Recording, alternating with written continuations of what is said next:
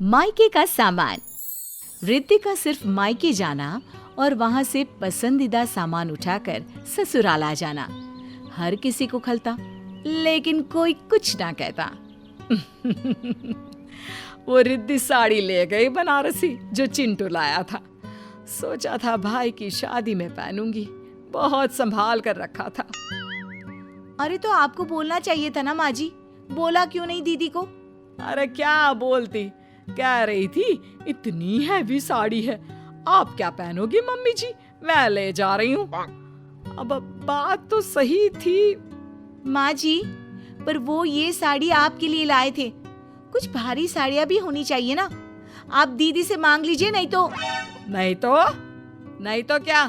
अरे बेटी है मेरी, ले गई तो ले गई। अरे जब कोई फर्क ही नहीं पड़ता आपको तो बता क्यों रही है? मैं तो ये कह रही थी कि नहीं तो आप मेरी वाली पहन लेना, जैसे सेम टू सेम ये मेरे लिए लाए थे, मैं लहंगा पहन लूंगी। हाँ ये ठीक रहेगा, वैसे भी तेरा मेरा साइज एक ही है, मैनेज कर लेंगे। बस अब क्या था, रिद्धि घर आती, कोई ना कोई चीज उठा कर ले जाती।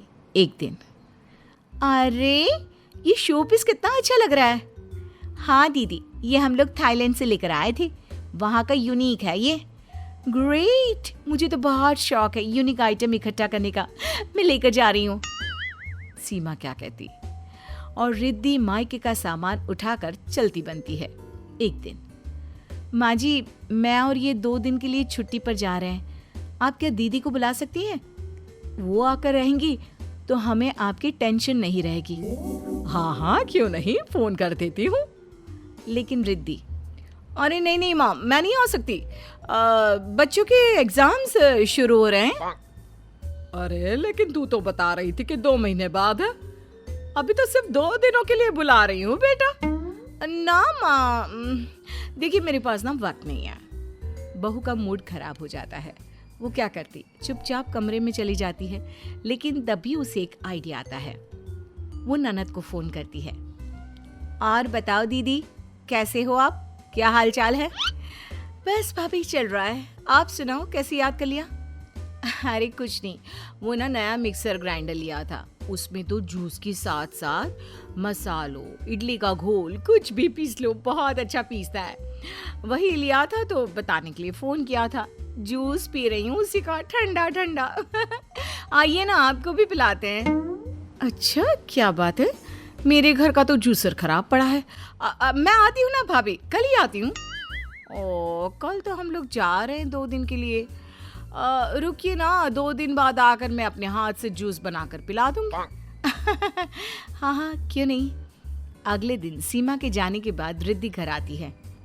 ओ, तो चली गई भाभी? मैं ना जरा किचन में जाकर पानी पी कर आती हूँ। किचन में रिद्धि को कहीं भी नया जूसर मिक्सर नहीं दिखाई देता। माँ से पूछूं कहाँ रखा होगा? वैसे उससे पूछूंगी तो समझ जाएंगी कि पहले तो मैं मना कर रही थी।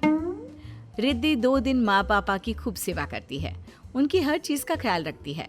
2 दिन बाद जब सीमा आती है, अरे क्या बात है भाभी, आप तो मुझे जूस बनाकर पिलाने वाली थी, इसीलिए रुकी हूँ।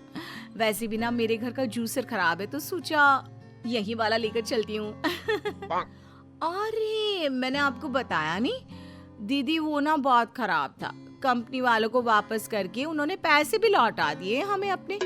खैर दीदी, 2 दिन आप पापा माँ जी का ख्याल रखने आई, कितनी बड़ी बात है।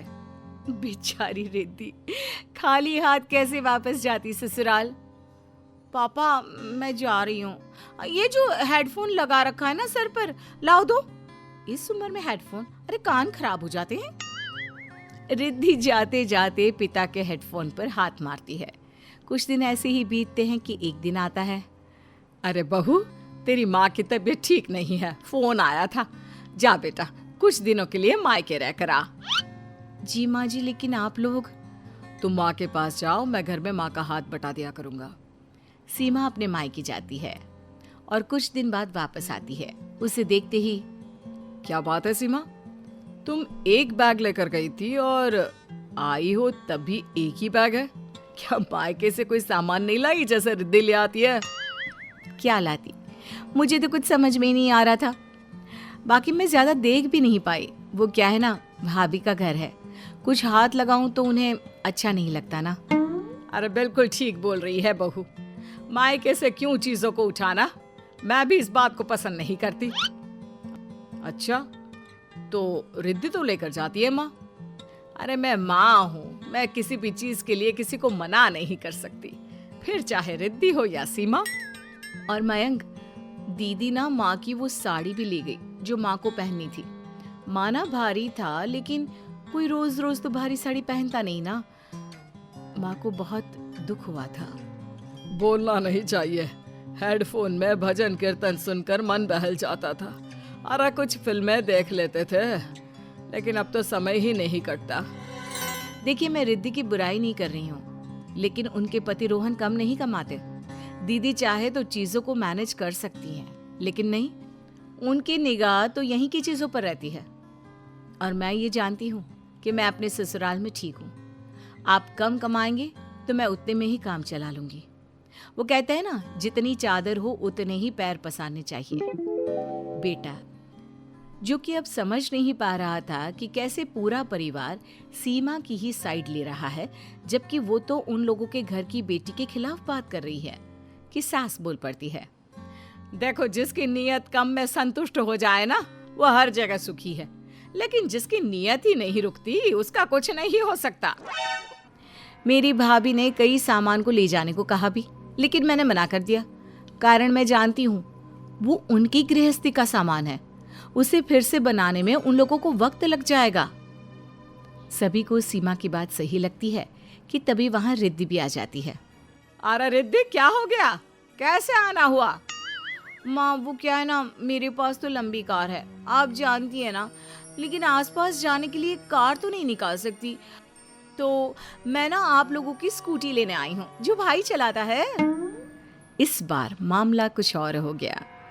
नहीं, मेरी स्कूटी का मुझे काम होता है, मैं उसके बिना कोई काम नहीं कर पाता।